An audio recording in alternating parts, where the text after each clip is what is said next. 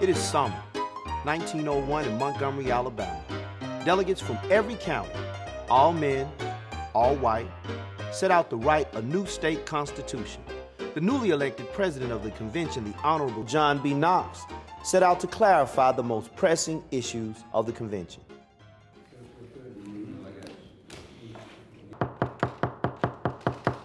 Gentlemen, in my judgment, the people of Alabama have been called upon to face no more important situation than now, unless it be when they were forced to decide whether to remain in or withdraw from the Union.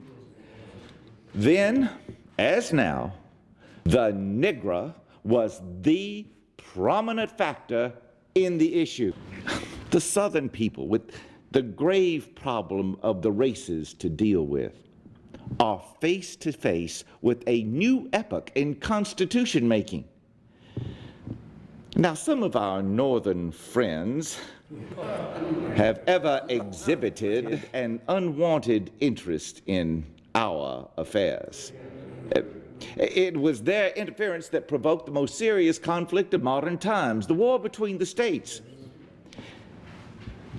So long as the Negro remains an insignificant minority, our friends in the North tolerate him with complacency.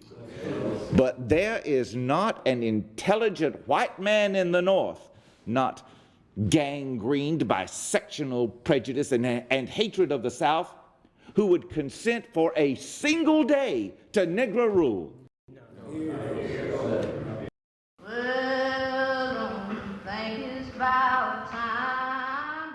Just 3 days into the convention, President Knox received a letter from Booker T. Washington, founder of the Tuskegee Institute and one of the most respected and influential black men of his time. Dear sir, I very much hope you can see your way clear to have this letter read to the convention. It could not be expected that the 800,000 colored people in this state would not have some interest in the fundamental law under which both races are to be governed. The Negro acts that since he is taxed, works the roads, is punished for crime, is called upon to defend his country, that he have some humble share in choosing those who shall rule over him. You have the power. The world will watch as you act.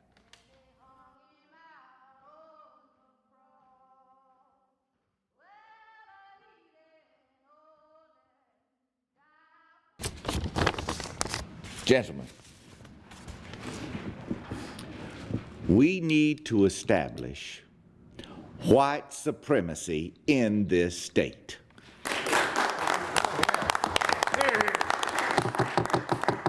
But if we would have white supremacy, it must be by law, not by force or fraud. It will enable us to protect the sanctity of the ballot in every portion of this state. Manipulation of the ballot that has occurred in this state has been the menace of Negro rule. We cannot be too careful in creating a system of voter registration that would eliminate the class of voter in whose hands the right to vote is a menace to good government and good morals. If the convention does that, its work will command the respect of patriotic men everywhere. Mr. President, this government was founded by white people. Its institutions have been preserved and enforced by the white race of this country. It is only in recent years that the Negro has become a qualified voter. In most states, the percentage of such voters is so small that his influence is not felt. It's only in the southern states where he has become an important factor, and with today's current laws, a menace to our civilization. Now, this conclusion is not drawn on any prejudice toward the Negro. Now, Mr. President, I am not ashamed to admit that I myself, as my ancestors before me, have been slave owners. My great-granddaddy put at risk his very life to help secure the validity of the Constitution of the United States. We felt sure, as did they, that they had the right to consider such persons as property, as secured by the organic laws of this country. Well said.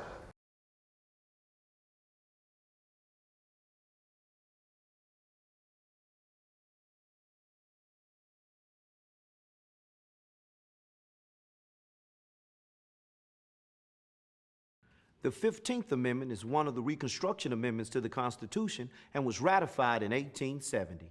This amendment made it illegal to deny the right to vote on account of race, color, or previous condition of servitude. These delegates, wanting to avoid federal intervention, had to find a new way to disenfranchise the black voter. Oh, what a tangled web we weave.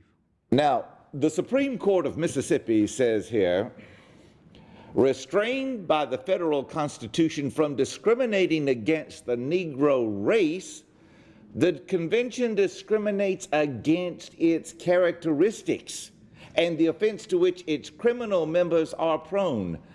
And it is even stated that, and I quote, the right of suffrage is not a natural right. Mr. President, Mr. Vaughn. we could simply adopt the use of literacy tests in order to limit voting rights. But it would need to exclude not just illiterate and incompetent immigrants, but the illiterate and incompetent Negro as well. That way, the Negro is discriminated against not on account of his race, but on account of his intellectual and moral condition. There is, as you know, a difference between an uneducated white man and an ignorant Negro. There is in the white man an inherited capacity for government, which is wholly wanting in the Negro, who is descended from a race lowest in intelligence. We are talking about the principles of inherited capacity. It's recognized even in the Bible. Now, some have urged that a reason why this move for a new constitution should be defeated is that we propose to adopt a suffrage plan that will offer to the Negro an incentive to obtain an education, while the child of a white man will be without a like stimulus because he is protected in his right to vote without regard to the density of his ignorance. Now, this does not extend beyond the voters now living, correct? I would rather this right hand of mine become palsied before it would write disenfranchised to the grandson of a Confederate. To clarify, gentlemen, we are pledged not to deprive any white man the right to vote. But Mr. Coleman, provisions in the Constitution that prescribe educational qualifications for voters are a noble stimulus to the acquirement of an education. And we must fight ignorance as we would fight malaria. We ought to teach the Negro to read his Bible, to understand the laws he is to obey, to understand a contract that is signed. But it is only by educating its people that a state can gain and maintain a proud position amongst the nations of the earth. And with that, in an effort to limit blacks and ironically many poor whites from voting, the convention incorporated literacy tests, cumulative poll taxes, and unreachable registration requirements. It was not until 1964 that the 24th Amendment outlawed poll taxes, but Alabama would not ratify this amendment until 2002. In the continued effort to keep Alabama separate but equal, the delegates also debated whether blacks and whites being schooled together should be outlawed in the Constitution. Mr. President, the whites shall have a school district of their own, and the Negro a district of their own. That is the old Southern idea that the Negroes shall go to school together, separate and apart from the whites. I mean, we do not want to see a time. I hope to God I never see it come, when they will mix and mingle in the schools of the South. Now look, we're dealing with conditions which will affect our children and our children's children, but the race is here. cannot be transplanted, cannot be deported. They are part of our economic system. And they are being educated very rapidly. Now, someday, when the separate and distinct races are thrown together, it's going to be survival of the fittest. And I do not think it incumbent upon us to raise the Negro up, educate him, put him on equal footing when that combat comes. Mr. Bond, if we teach the Negro that while he cannot rule us, that his interests, his prosperity, his happiness are things for which we care, they are convinced of this, they will be a contented race. They will be glad to be with us. The Negro was a slave for 100 years and has only had his freedom for 35 years. Now, it is too soon a time after slavery to throw upon him the responsibility of working out his own salvation. On the other hand, if he is convinced that the white man hates him and intends to oppress him, let that idea grow with him for generations. Bar him of opportunity to improve. Deny him rights as a human being. His condition will grow worse and worse, and such a policy on our part will bequeath a legacy of perpetual race hatred. If we do not lift them up, they will drag us down. I simply ask if it is right to tax whites to educate the Negroes of Alabama. To ensure that blacks did not surpass whites in education, the delegates approved Article 14, which states, "Separate schools shall be provided for white and colored children, and no child of either race shall be permitted to attend a school of the other race." The effort to remove much of these and other segregationist provisions from the Constitution was defeated as recently as 2004 by Alabama voters.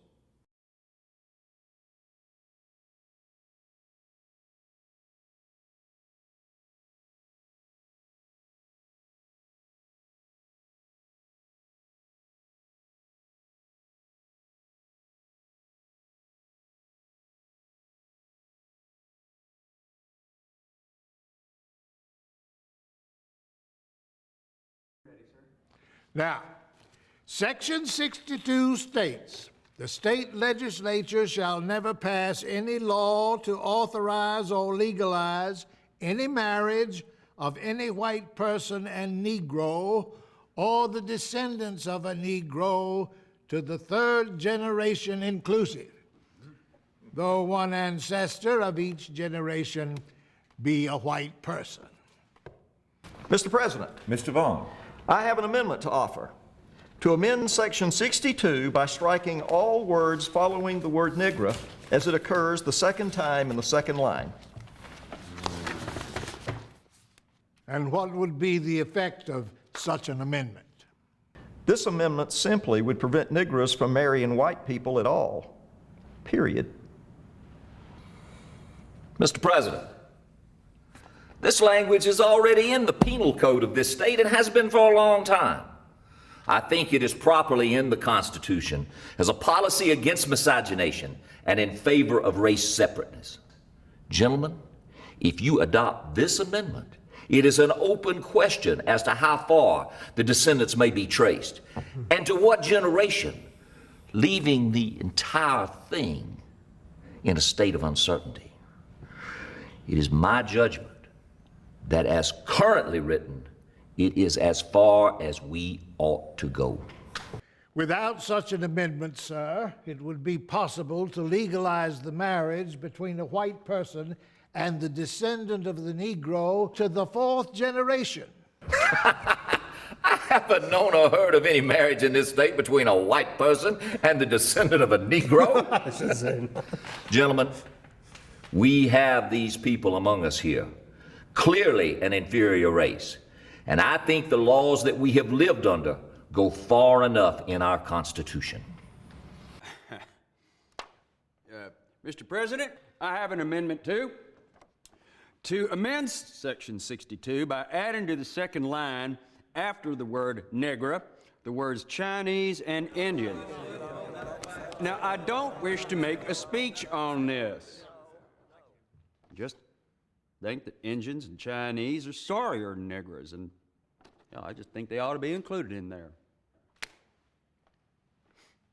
The amendment to include Indians and Chinese was tabled, but they did clarify that the legislature shall never pass any law to authorize or legalize any marriage between any white person and a Negro or descendants of a Negro.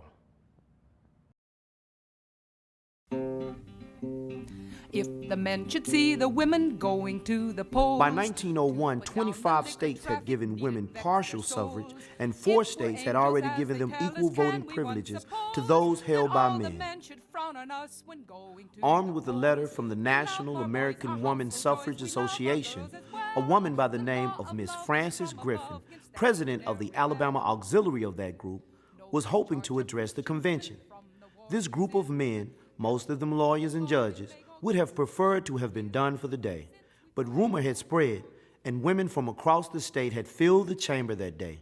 After a vote, they decided to let her speak. No matter how modest the Constitutional Convention nowadays, some female suffragist finds it out and insists on making a speech. Gentlemen, governments derive their just powers from the consent of the governed. That thought is the guarantee of liberty. But let me remind you that women, as well as men, belong to the governed. You see, government interferes with women exactly as it interferes with men. She touches the government all the way along her life, and should she not just have a share in it?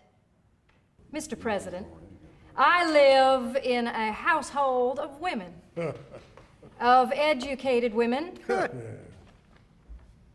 widows. There is not a man on the face of this earth interested particularly in the affairs of our household. We have no more voice in our own neighborhood than if we were a family of Americans set down in Russia. If there were no other reason why women should want to vote, it would be to avoid being classed with traitors, idiots, criminals, and with children.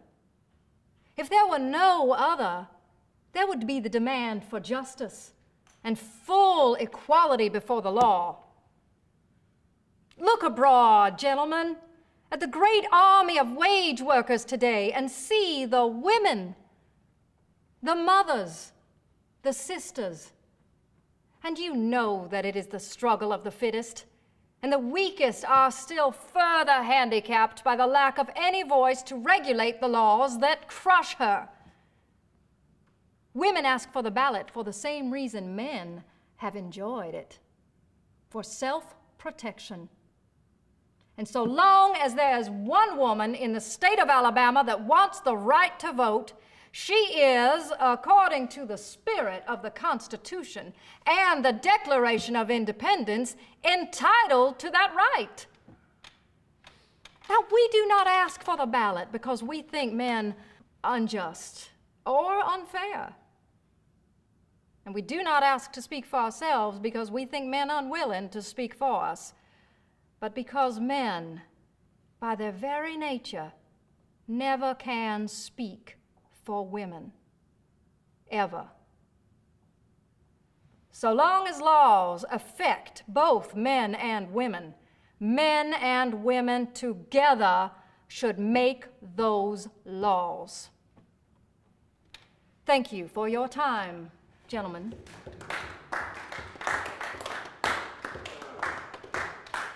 A vote to include a women's suffrage provision failed passage. The delegates were determined in their belief that women were unsuited for politics. It will be almost 20 years before the women of Alabama will gain the right to vote with the passage of the 19th Amendment to the U.S. Constitution. Alabama rejected its ratification at the time and did not ratify it until 1953.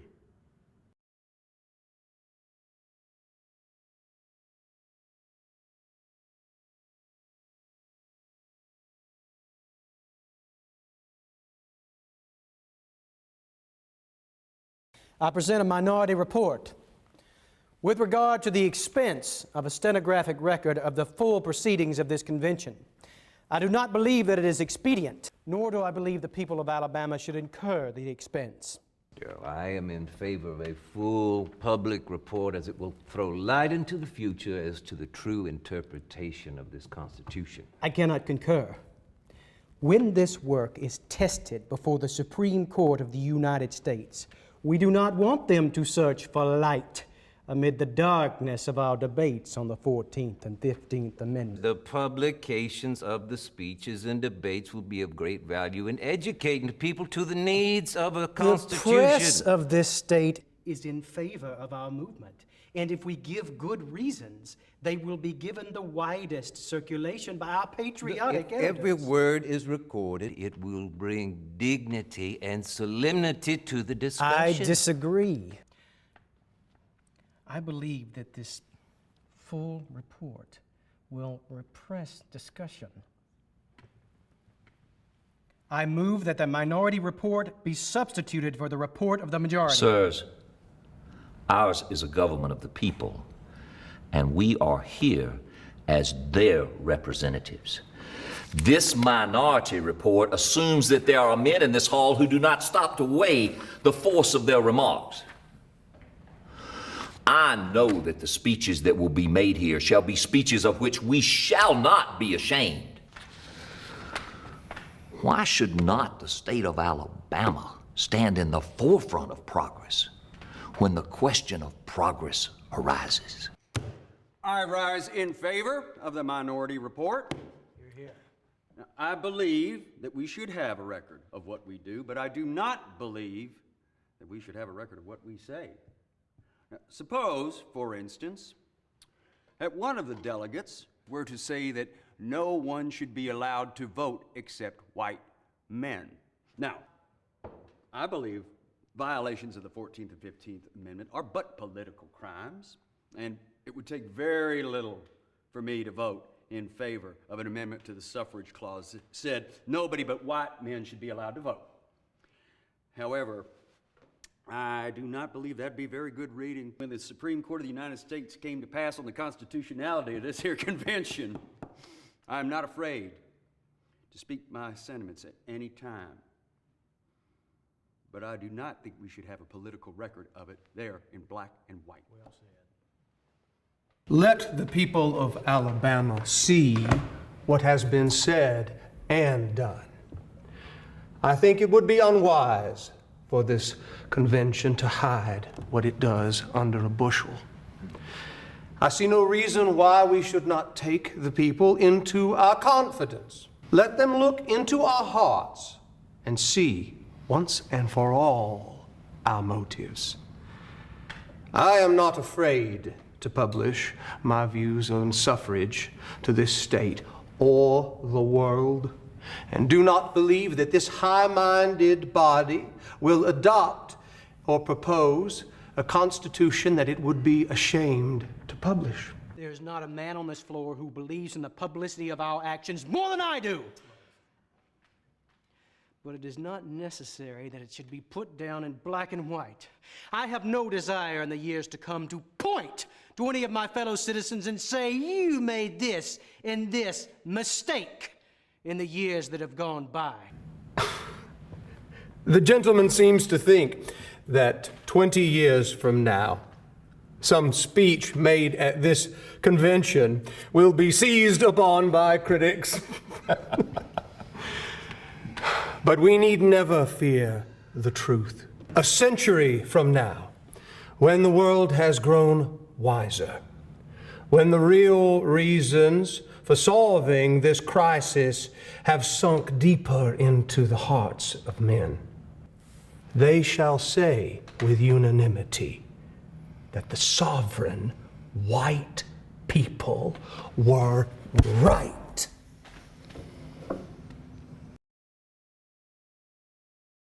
Mr. President. Mr. Vaughn.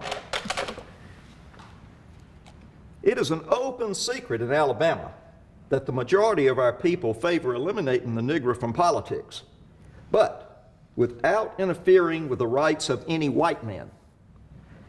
Now, while I agree we should take into confidence every citizen of Alabama, I hold the view that outside the confines of our state, nobody has got anything to do with our business. Gentlemen, the same discussions that convince the members of this convention to propose and adopt a constitution will convince the members of this state to ratify the Constitution. I am heartily in favor of going on record, not only as to what we do, but as to what the motives are that inspire our actions. There is no record that this was done at the last convention, and I see no reason why it should be done now. I shall vote for the minority report and hope the majority of delegates will do the same. Yes, Mr. President. If we wish for the people of Alabama to act intelligently on this Constitution, we need to keep them posted day by day. We need to take the people into our own confidences. Let us assign our reasons. Let them read them. And upon the justice of our cause and whatever action we conclude, let us be men and stand by it. It is too small for the Constitutional Convention of the state of Alabama to undertake to try and hide or cloak anything. Let us assign publicly to the world whatever reasons we have for the actions we shall take. And I feel satisfied that we will never regret it. The majority opinion was adopted, which made available for public record every word you've just heard.